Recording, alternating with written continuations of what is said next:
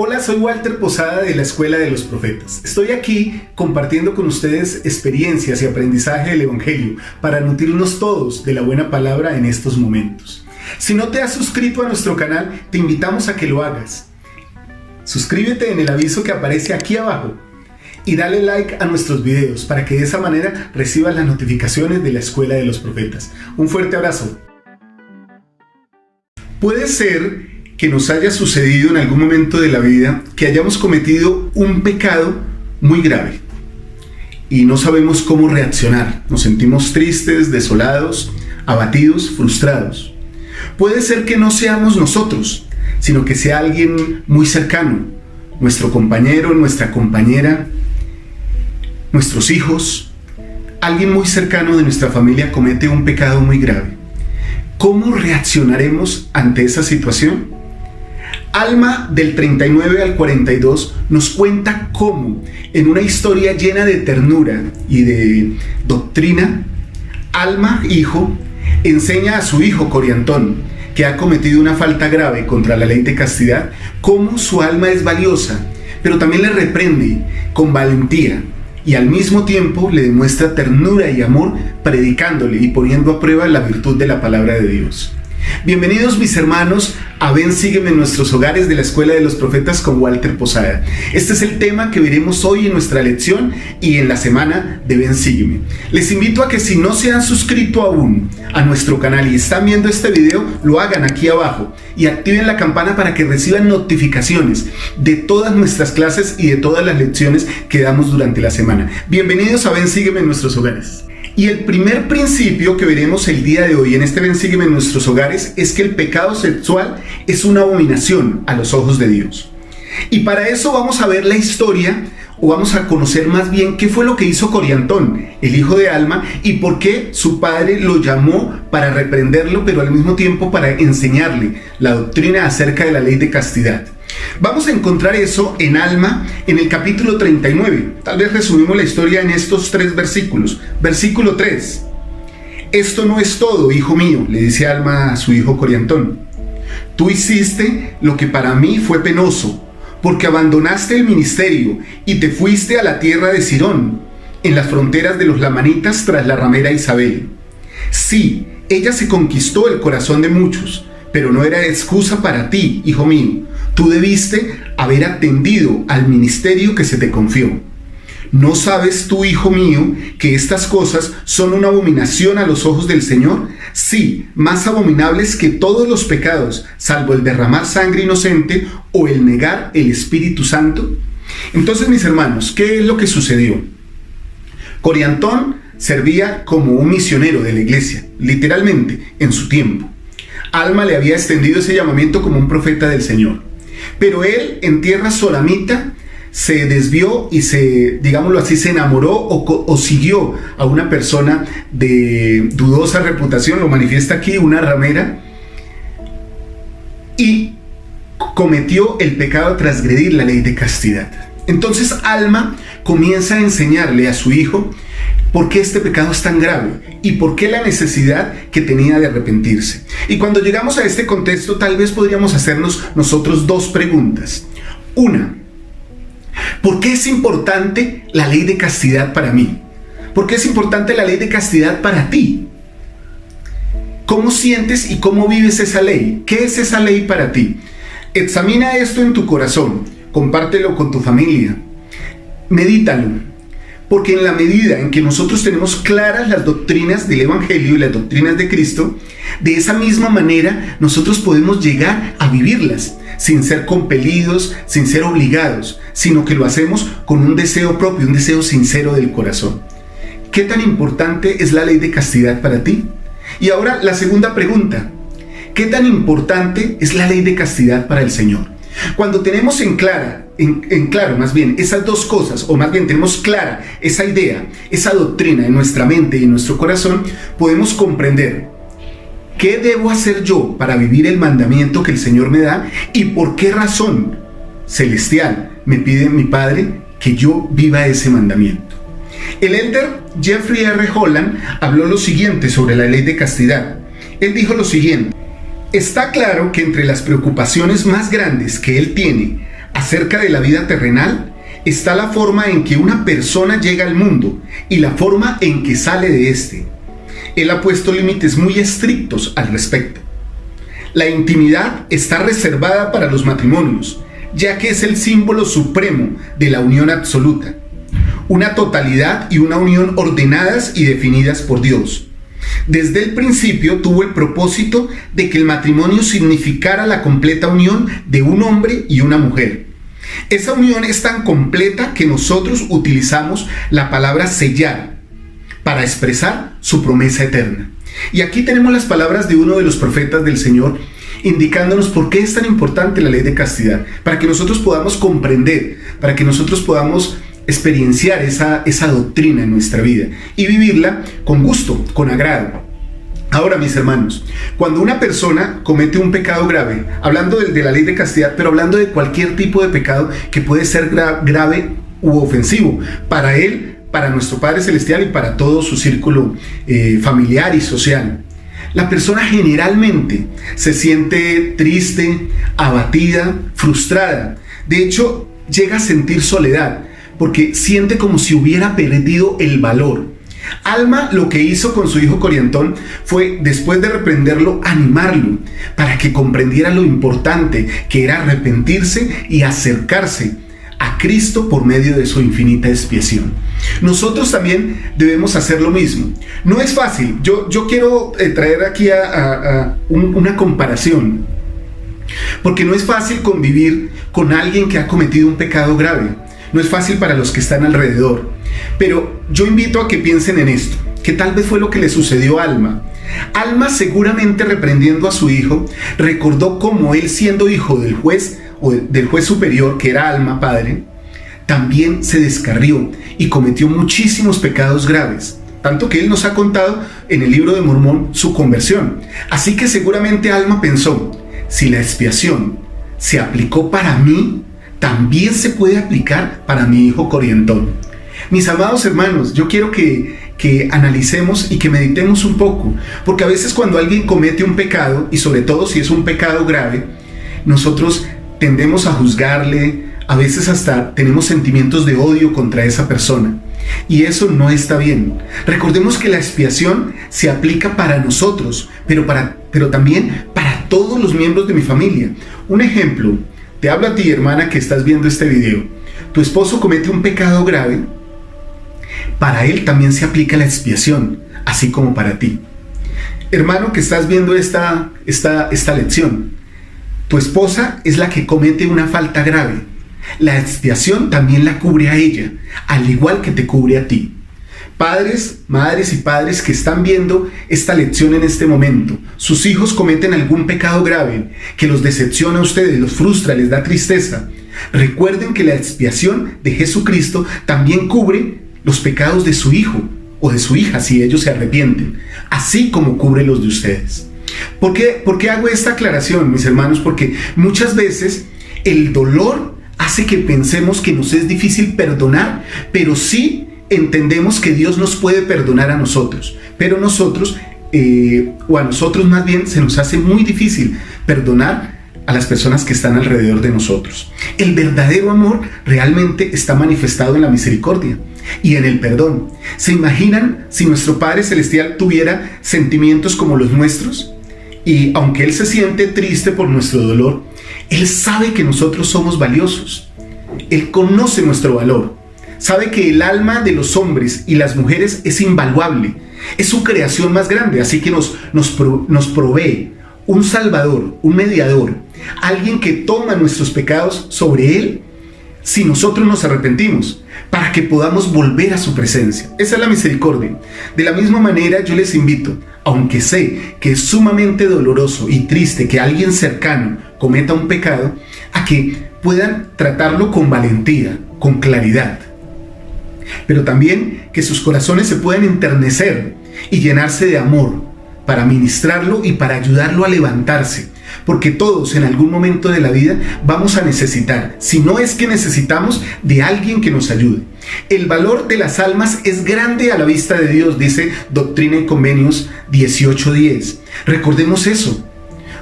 Una cosa es el valor y otra cosa es la dignidad. La hermana J.D. Jones expresó esto de la siguiente manera: la dignidad se alcanza mediante la obediencia. Si pecamos, seremos menos dignos, pero nunca tendremos menos valor. Qué cosa tan hermosa es esto. Porque, hermanos, es lo que hablábamos. A veces pensamos que cuando pecamos ya no valemos nada. Y a veces el círculo social o el círculo filial a nuestro alrededor también nos hace sentir como ya no vales nada. No está bien que hagamos sentir a una persona que ha cometido un pecado de esa manera, porque nunca tendremos menos valor que el valor que Dios nos ha dado. Y dice lo siguiente la hermana Jones: seguimos arrepintiéndonos y procurando ser como Jesús sin que se altere nuestro valor. Como enseñó el presidente Brigham Young, el menor, el espíritu más inferior que está ahora mismo sobre la tierra, vale mundos. No importa lo que ocurra, siempre tendremos valor en la vista de nuestro Padre Celestial. Y vuelvo a repetir la escritura de Doctrina y Convenios 18:10, para que nos llenemos de amor cada vez que miremos a una persona, sobre todo aquellos que sabemos que han transgredido, que han cometido un pecado. Recordad que el valor de las almas es grande a la vista de Dios. Bien, mis hermanos, vamos a pasar al segundo principio de este Ven, Sígueme en nuestros hogares. Y este segundo principio nos dice que la expiación de Jesucristo hace posible el plan de felicidad para cada uno de nosotros. Alma, después de haber reprendido a su hijo por esta falta tan grave que había cometido, le enseñó doctrinas sumamente importantes. O sea, puso a prueba la virtud de la palabra de Dios, que es lo que debemos hacer nosotros. Él le enseñó principios tan importantes como el propósito de la vida. Le habló acerca del mundo de los espíritus, de la resurrección, de la restauración de todas las cosas y de todos los seres. Y también le habló acerca del juicio final. Hablando de estos temas, del mundo de los espíritus por lo menos, Alma habló del estado de felicidad o de miseria que viven las personas o los espíritus después de salir de esta vida. Vamos a ir a Alma 40, a los versículos 11 y 12. Dice lo siguiente: y ahora bien, respecto al estado del alma entre la muerte y la resurrección, he aquí, un ángel me ha hecho saber que los espíritus de todos los hombres, en cuanto se separan de este cuerpo mortal, sí, los espíritus de todos los hombres, sean buenos o malos, son llevados de regreso a ese Dios que le dio la vida. Que les dio la vida. Y sucederá que los espíritus de los que son justos serán recibidos en un estado de felicidad que se llama paraíso, un estado de descanso, un estado de paz, donde descansarán de todas sus aflicciones y de todo cuidado y pena. Muy bien, mis hermanos, aquí Alma habla de los dos estados y del mundo de los espíritus. ¿Y a dónde iremos después de nuestra muerte? El Elder McConkie enseñó al respecto lo siguiente: cuando el espíritu deja el cuerpo en el momento de la muerte, es llevado al Dios que le dio la vida, lo que quiere decir que vuelve para vivir en los ámbitos de la existencia espiritual. En ese momento se somete al espíritu a un juicio parcial y se le asigna una herencia en el paraíso o en el infierno para esperar el día de la primera o la segunda resurrección. Esto nos enseña un apóstol del Señor. Así que en el mundo de los espíritus todos sabemos, pues hay un paraíso y una cárcel espiritual. Y después de dejar esta vida, todos vamos a uno de esos sitios, de acuerdo a lo que hemos hecho, o digámoslo así más bien, para el Señor hay una explicación sencilla que nosotros podríamos tomar para nosotros. Los justos son aquellas personas que aunque cometen pecados, se arrepienten de ellos. Los malvados son aquellas personas que cometen pecados, pero no se arrepienten de ellos. Por eso es tan importante que nosotros siempre podamos vivir el proceso del arrepentimiento. Y de hecho Alma le enseña a su hijo Coriantón que el día de arrepentirse es hoy. Así que si nosotros salimos de esta tierra habiéndonos arrepentido de todas nuestras faltas y de todos nuestros pecados, muy seguramente estaremos en el paraíso de los justos. Pero si no nos arrepentimos de nuestras faltas y de nuestros pecados, seguramente estaremos en la cárcel espiritual, a lo que el Elder McConkie llama infierno también, porque no nos hemos arrepentido. Entonces ese es el lugar para los malvados. Espero que esta explicación seguramente es mucho más amplia, pero trato de hacerla de la manera más sencilla para que todos la comprendamos y comprendamos esta doctrina del mundo de los espíritus. Muy bien, ahora quiero hablarles acerca de la restauración. La restauración, ¿qué significa? Alma mismo nos explica qué significa el concepto de la restauración. Se encuentra en el capítulo 41, en el versículo 12 y 13 de Alma 41. Dice lo siguiente: he aquí, significa la palabra restauración tomar una cosa de un estado natural y colocarla en un estado innatural. O sea, ponerla en una condición que se opone a su naturaleza. Oh hijo mío, tal no es el caso, sino que el significado de la palabra restauración es volver de nuevo mal por mal, o carnal por carnal, o diabólico por diabólico, bueno por lo que es bueno, recto por lo que es recto, justo por lo que es justo, misericordioso por lo que es misericordioso. La ley de la restauración, mis hermanos, dice que de acuerdo como nosotros hayamos obrado en esta tierra, de esa manera recibiremos después de irnos de esta vida. Nadie puede ser restaurado a algo que no vivió. O sea, una persona, si vivió en pecado, pues será restaurado en pecado. Y una persona que vivió en bondad y vivió en Cristo, será restaurado en Cristo. Una persona que ha ejercido misericordia, pues recibirá misericordia en la restauración. Es una ley sumamente importante. Alma también amplió este concepto a su hijo, diciéndole lo siguiente, en el mismo capítulo, Alma 41, en el versículo 10, le dice lo siguiente: no vayas a suponer, porque se ha hablado concerniente a la restauración, que serás restaurado del pecado a la felicidad. He aquí, te digo, que la maldad nunca fue felicidad. Esta es una escritura que podríamos decir que es como un clásico de las escrituras. La maldad nunca fue felicidad. Y de la misma manera sucede con la restauración, por eso Alma lo utiliza. Una persona que está en maldad no puede ser restaurada a algo que es felicidad. Como una persona que está en felicidad no va a ser restaurada a la maldad, sino que cada quien de acuerdo con sus obras. Así que Alma también le da unos consejos finales, digámoslo así, los consejos de un padre sobre este concepto a Coriantón. Y eso se encuentra en el versículo 14 y 15 del mismo capítulo, Alma 41. Le dice lo siguiente: por tanto, hijo mío, procura ser misericordioso con tus hermanos. Trata con justicia, juzga con rectitud, y haz lo bueno sin cesar. Si haces todas estas cosas, entonces recibirás tu galardón. Sí, la misericordia te será restablecida de nuevo. La justicia te será restaurada otra vez. Se te restituirá un justo juicio nuevamente, y se te recompensará de nuevo con lo bueno. Porque lo que de ti salga, volverá otra vez a ti, y te será restituido. Por tanto, la palabra restauración condena al pecador más plenamente y en nada lo justifica. Me encantan estos consejos de Alma a su hijo. Y aquí tal vez trato algo que hemos tratado en alguna de las sesiones de live en vivo que hemos hecho, y es qué hermosa oportunidad es cuando nosotros podemos hablar con nuestros hijos o con las personas que amamos de manera personal, de manera individual. Alma enseña aquí principios fabulosos que tienen que ver con una vida como la de Cristo. Si uno actúa con rectitud, actúa con justicia, hace lo bueno, entonces uno recibe eso como galardón. Y la palabra restauración, él también la asemeja aquí a recompensa. O sea, uno será recompensado. Dios tiene muchos premios que se llaman bendiciones, y uno de esos es la ley de la restauración, con lo cual nosotros vamos a poder ser restaurados a lo que es bueno, a gozo, a vida eterna. Muy bien, mis hermanos, ahora hablemos un poquito del plan de expiación, del papel de Jesucristo y cómo ese papel es tan importante para nosotros, porque gracias a esa expiación, a ese sacrificio tan hermoso que hace el Salvador, pues nosotros podemos volver a la presencia del Padre, a pesar de que en nuestro estado de probación hayamos cometido muchas faltas. Nos arrepentimos, Somos restaurados a lo bueno gracias a la expiación y al ejemplo y al Salvador. Vamos a leer Alma 42, versículo 15, que dice lo siguiente.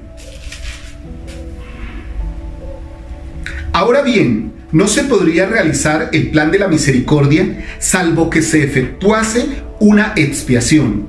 Por tanto, Dios mismo expía los pecados del mundo para realizar el plan de la misericordia, para apaciguar las demandas de la justicia, para que Dios sea un Dios perfecto, justo y misericordioso también. Y cuando habla de Dios mismo, está hablando de su Hijo Jesucristo y de esa obra tan importante, tan maravillosa. Yo he llegado a una conclusión y es personal, hermanos. Nunca, o al menos en esta tierra, nosotros podremos llegar a comprender totalmente lo que significa la expiación de Jesucristo. Quiero compartir con ustedes algo que dijo el presidente Gordon B. Hinckley sobre este evento, sobre este acontecimiento tan maravilloso. Vamos a leerlo. Dijo lo siguiente: la sublime expresión de su amor llegó con su muerte, en que dio su vida como sacrificio por todos los hombres. Esa expiación que se llevó a cabo, ese inconcebible dolor, se convirtió en el acontecimiento más grandioso de la historia. Un acto de gracia en el cual el hombre no contribuyó en nada. O sea, nosotros no tuvimos parte en la expiación de Jesucristo, pero que trajo consigo la seguridad de la resurrección para todos aquellos que hayan vivido o que vivirán sobre la tierra. Y aquí hay un principio importante: la resurrección es para todos los seres humanos, buenos o malos, que hayan nacido en la tierra. Eso es importante que lo tengamos claro. Ningún otro acto, continúa el presidente Hinckley, en toda la historia humana se le compara. Ningún otro suceso jamás ocurrido se le puede igualar. Totalmente libre de egoísmo y con amor incondicional para toda la humanidad, se convirtió en un acto de misericordia sin igual para toda la raza humana. Eso es el milagro, el don de la expiación de Jesucristo. Es justamente eso que dice el presidente Hinckley. Nosotros no tuvimos nada que ver, o sea, no estuvimos involucrados. Eso fue algo solo de Jesucristo, solo de su disposición y lógicamente de la voluntad de nuestro Padre Celestial. Todo es un acto de misericordia que es sublime, que es inmortal y que es infinito. La situación, el acto histórico más importante que ha sucedido sobre la tierra se llama la expiación de Jesucristo. Ahora, mis hermanos, quisiera ampliar un poco este concepto leyendo en Alma 42 desde el versículo 22, hablando de la expiación, de la ley y del arrepentimiento, lo importante que es todo. Dice lo siguiente: mas se ha dado una ley y se ha fijado un castigo y se ha concedido un arrepentimiento, el cual la misericordia reclama. Para que haya misericordia debe haber arrepentimiento. De otro modo, la justicia reclama al ser humano y ejecuta la ley, si no nos arrepintiéramos. Y la ley impone el castigo, pues de no ser así, las obras de justicia serían destruidas y Dios dejaría de ser Dios. ¿Por qué, mis hermanos? Porque Dios vive sobre leyes, se basa toda su existencia, su ser mismo como Dios es de leyes. Si esta ley no se cumpliera, Dios dejaría de ser Dios. Por eso es tan necesario que nosotros nos arrepintamos. Y miren lo que continúa Alma enseñándole a su hijo. Dice: mas Dios no cesa de ser Dios, y la misericordia reclama al que se arrepiente. Y la misericordia viene a causa de la expiación, y la expiación lleva a efecto la resurrección de los muertos. Y la resurrección de los muertos lleva a los hombres de regreso a la presencia de Dios. Y así son restaurados a su presencia para ser juzgados según sus obras, de acuerdo con la ley y la justicia. Pues he aquí, la justicia ejerce todos sus derechos, y también la misericordia reclama cuanto le pertenece, y así nadie se salva sino los que verdaderamente se arrepienten. O sea, mis hermanos, por un lado tenemos la justicia y por otro lado la misericordia. Cada una de estas leyes reclama lo que es suyo. Esta persona pecó, esta persona faltó, debe venir para acá, debe venir a la justicia. Entonces aparece la misericordia y dice: sí, pero hay una ley que dice que si esta persona se arrepiente, viene para mi lado. Entonces la justicia dice: así es, se cumple la ley. Entonces se arrepintió, viene para tu lado. Pero, ojo, sola no puede. Debe haber alguien que pague un precio que cubre el pago que hay que hacerle a la justicia. Y esa persona es Jesucristo, a través de su infinita expiación. Ahora quiero terminar esta lección, hermanos, compartiendo con ustedes el último consejo que le da Coriantón a su hijo, que es el siguiente. Están varios versículos, voy a tratar de resumirlos. Versículo 27 dice: por tanto, oh hijo mío, el que quiera venir, puede venir a beber libremente de las aguas de la vida. Y quien no quiera venir, no está obligado a venir. Pero en el postrer día le serán restaurados según sus deseos. Le será restaurado según su deseo. Si ha deseado hacer lo malo y no se ha arrepentido durante sus días, he aquí, lo malo le será devuelto según la restauración de Dios. Y ahora bien, hijo mío, quisiera que no dejaras que te perturbaran estas cosas. Y solo deja que te preocupen tus pecados, con la zozobra que te conducirá al arrepentimiento. Oh hijo mío, quisiera que no negaras más la justicia de Dios. Y aquí hay algo que me impacta, que muchas veces nosotros hacemos. Dice: no trates de excusarte en lo más mínimo a causa de tus pecados, negando la justicia de Dios. No tratemos de excusarnos, hermanos. O sea, seamos...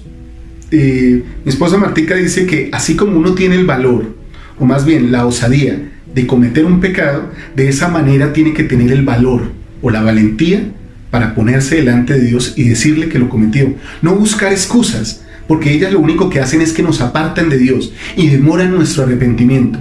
Pongámonos delante de Dios. Él dice lo siguiente: deja más bien que la justicia de Dios y su misericordia y su longanimidad dominen por completo tu corazón, y permite que esto te humille hasta el polvo. Y nuevamente le hace un llamado a su hijo Coriantón para que vuelva al campo misional.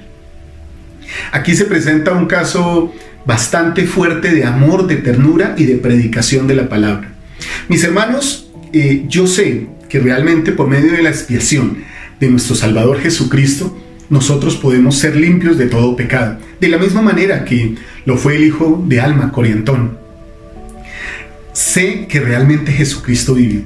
Si no existiera la figura de Jesucristo como Salvador, tú, yo, todos nosotros estaríamos perdidos. Pero gracias a la infinita misericordia de nuestro Padre Celestial, que estableció el plan de felicidad, sí, el plan de redención, nosotros podemos acudir a ese infinito regalo que nos dio nuestro Salvador Jesucristo, y podemos cubrir nuestros pecados por medio de su sangre, por medio de su sacrificio. Sé estas cosas y las comparto con todo mi amor, en el nombre de Jesucristo. Amén.